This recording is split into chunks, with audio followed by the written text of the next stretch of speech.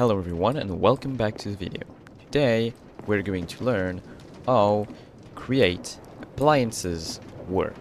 First one, and also the first one you're going to craft in create, is the mechanical press. The way it works is you give it rotation power on one of its two sides, and then if you throw items that can be pressed below, you will press it. You need a 1 block gap for the press to actually work.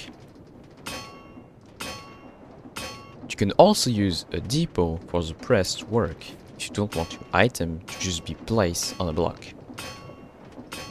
So the first use of the press is obviously to press items, so you can transform ingots into sheets. You have a lot of different crafting recipes that you can use. The second one is called compacting. Some recipes have been added by Create to make certain block. You can use GUI to actually see them. And the last one is automated packing. This one takes any crafting recipes that fill up the entirety of the crafting table, or simply is a 2x2, and will do what the crafting recipes normally make. For example, if I place 2x2 of iron ingot, it will make an iron trapdoor, which means that if I place 4 iron ingots inside the basin, it will get pressed into an iron trapdoor. If you want a specific item to be compacted, you can put it in the filter of the basin, and the press will only do this item. Now that's everything for the press. Let's get to the mixer. The mixer is powered using cogwheels on its side, which is a lot more different than the mechanical press, so you won't be able to put them right next to each other. The mixer can only work if you place a basin below it. All you have to do is throw your item inside, and it will do the job. Just like the press, the mixer also have 3 crafting techniques. The first method of crafting using the mixer is called mixing.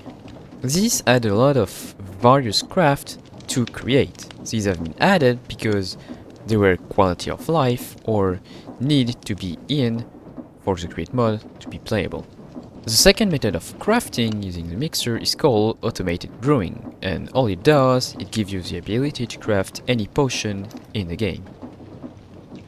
And the last method, which is probably one of the most powerfulest, is called automated shapeless crafting, and it's all in the name. A shapeless crafting recipe is when you place 2 or more items in your crafting table, and no matter how you place them, it will always output the same crafting recipe. For example, using dye, you have a lot of shapeless crafting recipe. Because it's a shapeless crafting recipe, you might throw all of my items inside and add the red dye.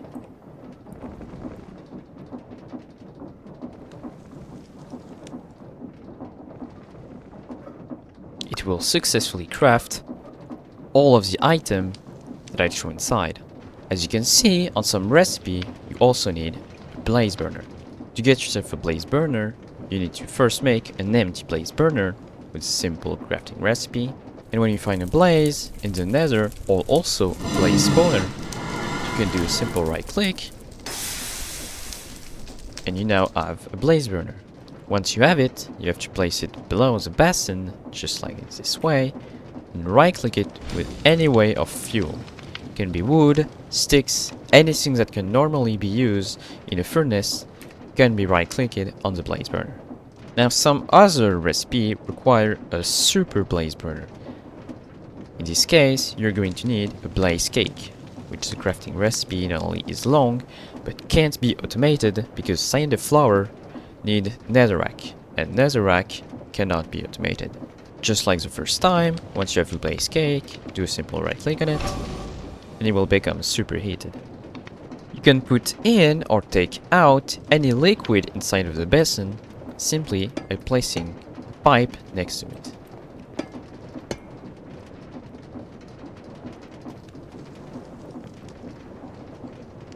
Just like with the press, you can place a filter on the basin. That's all on the mixer. Now is the millstone. You can polish the millstone in 2 ways. Just like mixer, You can put one cogwheel inside, or you can actually place a shaft below it. Once again, if you want to use it, you're gonna have to throw your item above it. As you can see, particles will start to appear on the millstone. Once they're gone, that means that the millstone has finished its job. When it's done, you do a simple right click to take all of the item that the millstone output. If you made a mistake and want to take back the block that you put in, you have to do a double right click. One first right click to take out the item output, and a second one to take the block inside. A simple way to use a millstone at the start of the game is simply by placing a chest with the upper and a chest below it. The upper will only take the item output by the millstone. If I place gravel in this chest, flint will appear at the end. The millstone don't have many use, so that will be everything, but his big brother, the crushing wheels, are a lot stronger and faster, and you can actually process more material using them. If you want to place them, the easiest way is to have a gearbox, a shaft, and another gearbox. Because the gearbox reverses the rotation power on its side, the two gearboxes will rotating in opposite side. You need to make sure that the crushing wheel are crushing in this way. So this crushing wheel need to be rotating in clockwise rotation, and this one counterclockwise rotation. If it's not the case, you just have to reverse the rotation. The easiest way to use them is by placing a chest and a chute above them. After that, you can give them the item and they will start processing it. Contrarily to the millstone, the cogwheels can't be stopped, except if you break them. In this case, he will actually give back the entire stack of item you gave them. This is because instead of processing item one by one, they processed item stack by stacks. Once the stack of item has been processed, it will be dropped down just below it. You can pick it back up using a funnel or a chute. You also need to remember to be extra careful near your crushing wheels, because at fast speed they can do a lot of damage very fast. That's all the crushing wheel, and next up is the encased fan.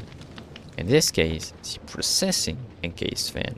You can process item in 4 different ways using them. The first one is washing by using water, second one is cooking by using fire, third one is smelting by using lava, and last one, hunting by using soul fire.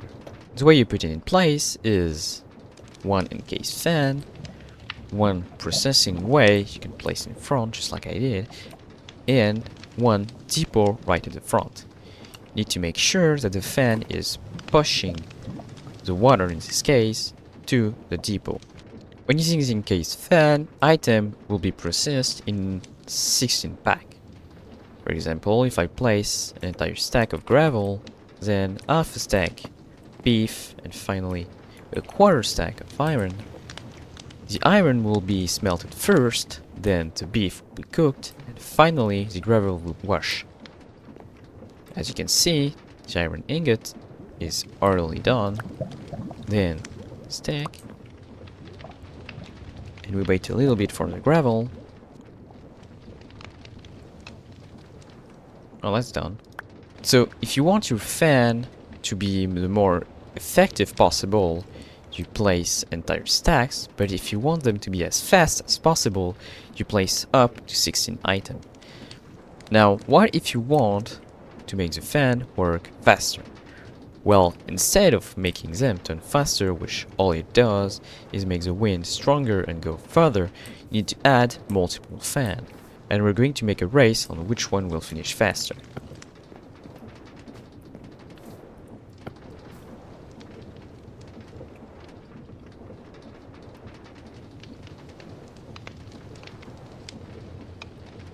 As you can see, the 4 fans are 4 times faster than one singular fan. Just like I said the first time, the fan can also be used to blow people and item up. If you upgrade the rotation speed, the wind will go further it will pass you order.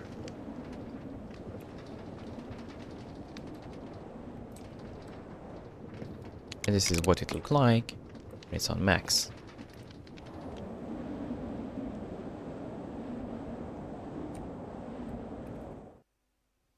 That's everything for this encased fan. Now let's work with the mechanical saw. For all of the builders out there, this is going to be your favorite item. It works just like the Minecraft stone cutter, but you can automate everything. To make it work, you have first to make it rotate in the opposite direction on which you want the item to go. In this case, I want my item to be processed from left to right, so I will make it turn in the opposite direction. His main use is to transform a log into the stripped version. So if I place my entire stack here,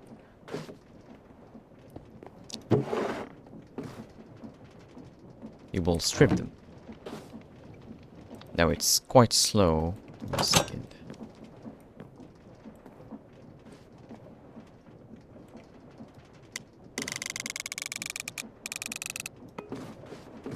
There you go.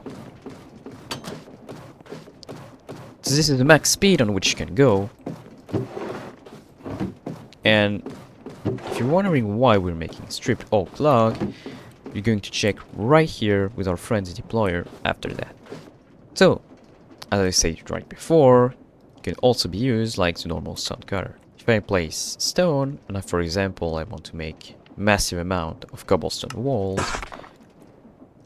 all I have to do is place the cobblestone wall on the filter, and now all the cobblestone that's placed inside will be transformed into cobblestone walls. Something even better is that it's actually called the mechanical saw. Just like a saw, you can not only cut stone, but also wood. If I want to make stairs, I can't use a stone cutter. But if I place it in the filter, it will actually make them. So that's why this is probably going to be the favorite item for the builders, as they will be able to automate any big construction they want. So for example, if you need an incredibly big amount of walls or stairs, you will be able to use a mechanical saw to make them. While everything is done crafting, now I'm going to take the stripped oak log to get to our next friend, deployer. The way a deployer works is it's going to place or use anything in front of it. In this case, the deployer is empty, it doesn't have anything in its end, which means that if I place a lever below, it will do just like a normal player right click. However, if I give him a block by clicking on the little box just below it, it will actually place the block. In this case, as you can see, the end goes less further when there is a depot because it is in item placing mode. What this means is normally in the game, if you want to make andesite casing, you have to place a stripped oak log and then do a right click with the andesite alloy. But the deployer is able to do it by itself. All you need to do is place your entire stack, place the item above, and it will now make the andesite casing instead of you. The other advantage is instead of having to place the block and then destroy it, you don't have to place them, and you also don't have to destroy them. They're right here, and all they're waiting is a simple right click from you. When it's done and finished, or that it doesn't have any more item in its end, it will make a break sound. Something else you can do is by right clicking the little box with a wrench, you can set the deployer to attack mode. And you can also give any item, in this case a weapon, for it to do more damage. Once you kill the mob, all of the item, not the XP, will be stored inside of it. You can then use a funnel to take the item out, and in this case you can make a fully automated mob farm. You won't get the XP, but you will still get all the drop, and you can also give the deployer a looting sword. Something you need to be careful about is that the deployer will damage the weapon, and since the XP is not dropped by any mob, you won't be able to use any kind of mending enchantment on it. Now, as you just saw, the funnel take my netherite axe away from the deployment. So something you can do to prevent that is place a brass funnel, take a list filter, well, the weapon of your use, and ignore data as well as deny list. And you can then place a filter inside of it. Now, the deployer will not take his weapon away, but will drop everything else. That's all for the deployer. Now is mechanical drill. The mechanical drill simply drill any block that's placed in front of it, and it will drop them right on the floor. Something that's new, however, on the newest version is if you make a cobblestone generator with a source of water, lava, and space in the middle, if you place cobblestone and then mine it with a mechanical drill, the item will be instantly dropped into any inventory that's below it. In this case, no lag and no loss of any items that could have jumped into lava. The block in the middle also get instantly replaced. It does not wait until the lava flow in. This is what it looked like at max speed. Finally, last one is the mechanical crafter. Now I'm actually going to destroy it to show you how you can make it. Every time you place mechanical crafter, the little arrow will be pointing in the direction of where you place the block. So in this case, I want the little arrow to go in the upper so my item can be deposited on the depot. If you want to make anything craftable, you need to make sure that the arrow are all pointing in the direction in which they make a path to the last mechanical crafter. Once you make sure that they all end up in the last block that goes in the inventory, you can now start crafting. In my case, I want to make crushing wheels, so I'm going to place andesite alloy all around, wood on these blocks, and one andesite in the middle. Once everything is filled up, it will try to build the item. However, if you're trying to make something that doesn't exist, it will drop everything right at the end. An item that comes with this is called the crafter slot cover. If you have a giant crafting table like this, but you only want to make 3 by 3 item, since you will only start crafting once all the blocks are filled up, if you don't want to destroy the one on the border, you can simply place cover all around them. In this case, since the last block is here, I place the cover on this one. And you now have a 3 by 3 crafting table.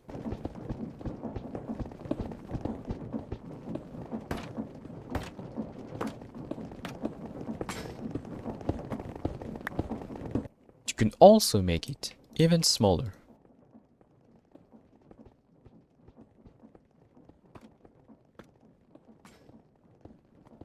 To take away the slot cover, you simply have to do a right click with your empty end. I almost forgot to tell you, but the way you power it is by placing a cogwheels on its side. And finally, the last tip I have to tell you is when you're behind, you can use a wrench and look at the border of the different crafter. In this case, you can join them together. As you can see, in this case, I have joined all the crafter around and I have left 5 in the center, not connected. You can also see on front the difference. So what happened now is when I place my block, nothing changed. But when I place the andesite alloy on one of these, whoops. Now if I place the one in the middle, nothing special happened. But the moment I place the andesite alloy on this one, it will actually fill up all of them that are connected. So it makes your crafting a lot easier. One other very good reason of doing this is if you have one hopper that automatically places the andesite alloy inside, it will actually fill up every single slot that are connected to the one with the hopper. So it makes crafting even easier. Well, that's everything for this video, and I hope you enjoy.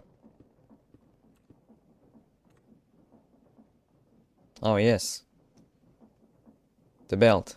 Now I actually have to go all the way back here because this belt gives completely different way of how all of this machine can work. So we have to restart. When you throw more than one item on a belt and it goes below a press, the stack will actually wait below it, and every item that has been processed will continue forward.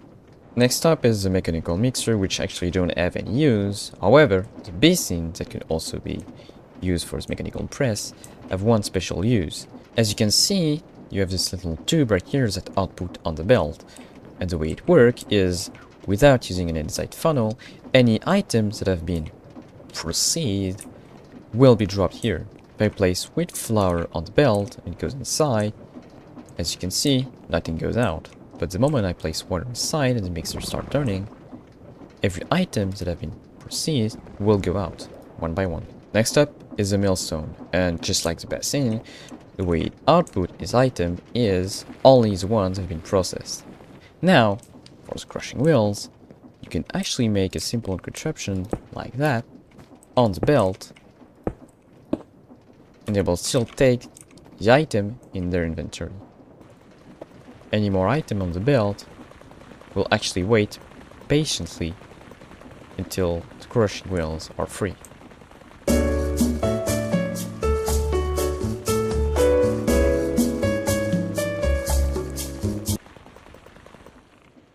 And once they're done, they will drop every single item one by one on the belt. Okay, that's a lot of particle. For the fan, you can actually process anything that goes on the belt as long that the particle goes all the way on it. If you're blowing directly on or above the belt, it will still work perfectly fine.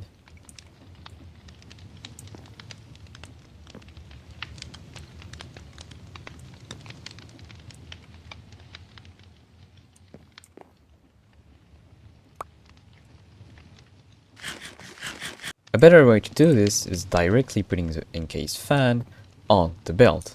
This way, the item will be processed the exact same, but you are only using one single fan.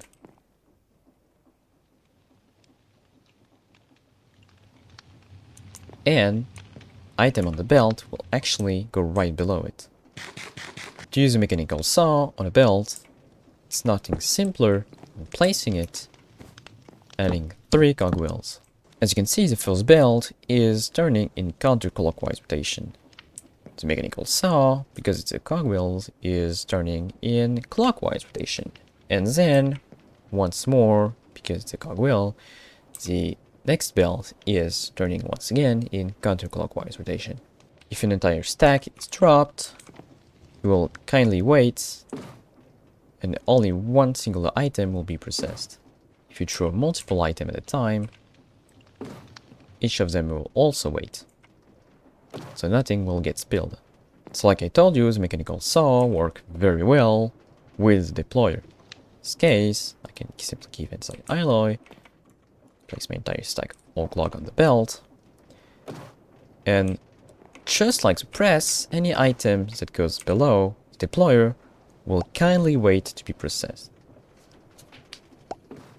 Also, if you run out of item, the item below will still wait.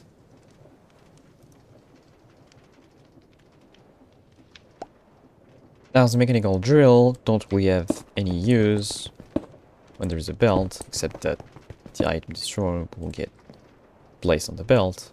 The only nice thing is the belt works just like a hopper. It's an inventory, so you can make an optimized stone generator using a belt. And finally, the last one, the mechanical crafter. It doesn't have many use, except that you can directly output the item back on the belt, looking below it. So here, I've made a simple crafting table machine. So, that's everything for this video. In the next one, I'm going to show you how to make a contraption using all the different blocks I create.